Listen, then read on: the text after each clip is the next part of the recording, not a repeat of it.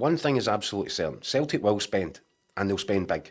That being no doubt that'll be the case, because that's what Celtic do. Where Celtic have got a bit of a split personality right now, and where they need to maybe a bit of a juncture, what's going to be what I'm going to find really interesting is the kind of strategy behind how they spend big this summer, because they will spend big. Now, Brendan Rodgers has already made his feelings quite clear on this, that he'd rather target a certain level of player, and he uses the word quality, and he's been using it and banging that drum since he came back in for his second time around. And Celtic have quite noticeably over the last 18 months moved away from the model which was probably in place for the best part of a decade before then. Yeah.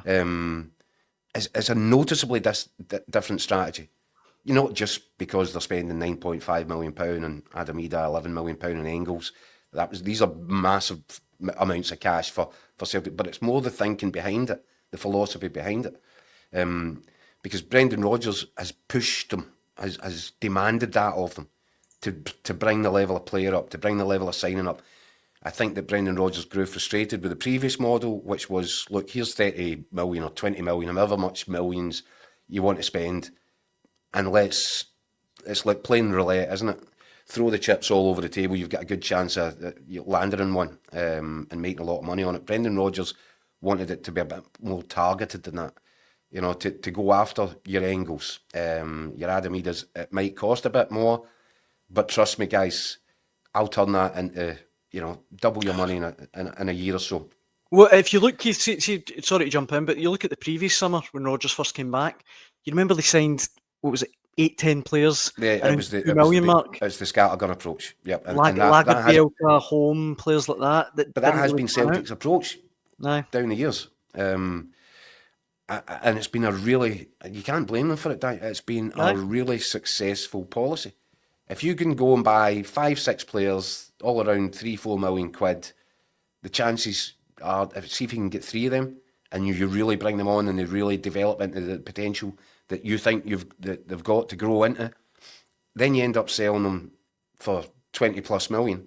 Mm-hmm. What a business model that is.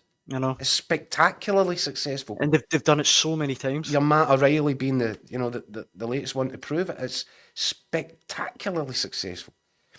But Celtic have moved in a different direction over the last 18 months.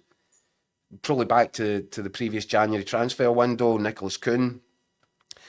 Then you've got, what was it, 11-9, nearly £30 million that was spent on 3 players last summer, and Trusty, Ida and Engels, 26 million.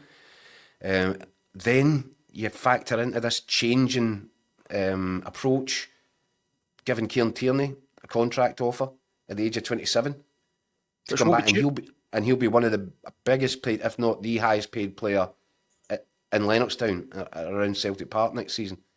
That is a complete 180-degree turnaround on where Celtic's transfer model and business structure had been previous.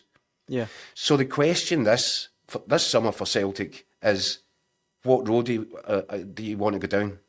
Do you want to go back to the model that's been in place for such a long time but frustrates Brendan Rodgers? Or do you want to go the Brendan Rodgers way and pay premier fees for players who aren't projects? They're over ready. Quantity. Yeah. Aye. And that's going to be fascinating. And the problem, perhaps, for Brendan Rodgers right now is that if they were having a chat, if it was him, Peter Lawwell and Michael Nicholson in a room right now, and they said, Brendan, what do you think would happen if we took Arne Engels and Adam Ida to the market tomorrow? I don't think Celtic will be turning a profit on either of them. And that doesn't mean that they won't in the long term, but 1 year into, 18 months down this line of changing the model, they might be looking at saying that, we could be looking at big losses. When we used to bring in players at £3 and £4 million, and after a couple of seasons, you were looking at selling for 20. So that's, if you've got your business brain on, you might turn around to Brendan and say, this isn't working. Or you take a longer term approach and you think, well, do you know what? It hasn't worked in 12 months, but Brendan knows what he's talking about. He's got this track record which is glittering in terms of making players better and improving them over a period of time.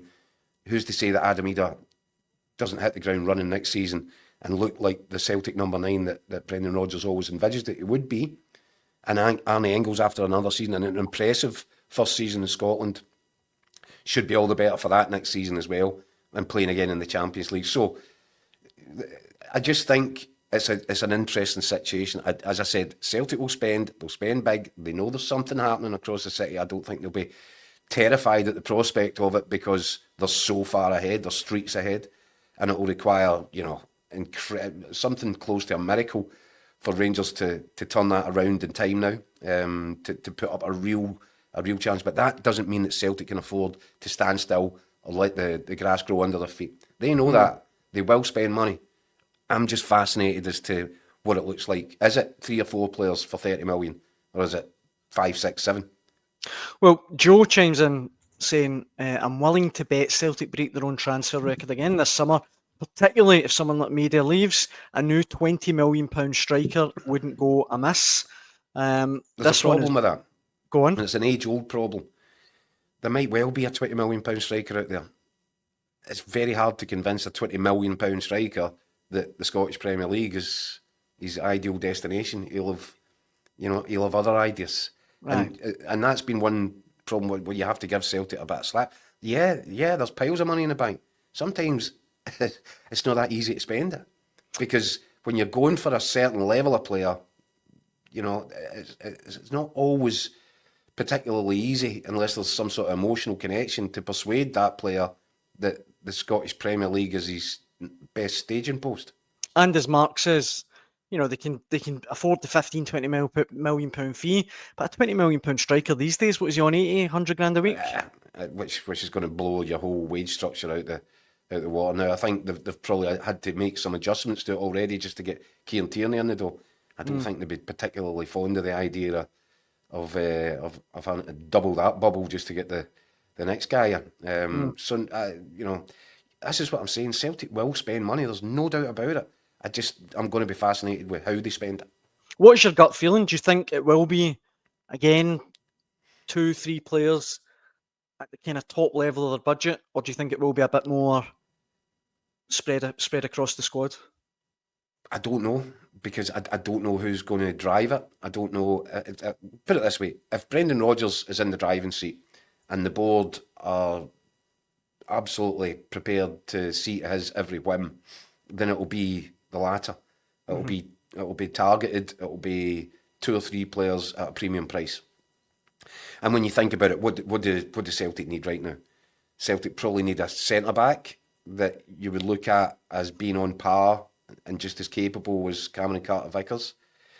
They might need a centre midfield player because Rio Hatate's been making the same sort of noises as Kyogo Furuhashi was before he moved to France behind the scenes. So you might need somebody just as creative and clever and mobile in the middle of the park. And I'm pretty sure we want a striker, with Marcus Quistgarden being the guy who has been a Celtic target and for a long time.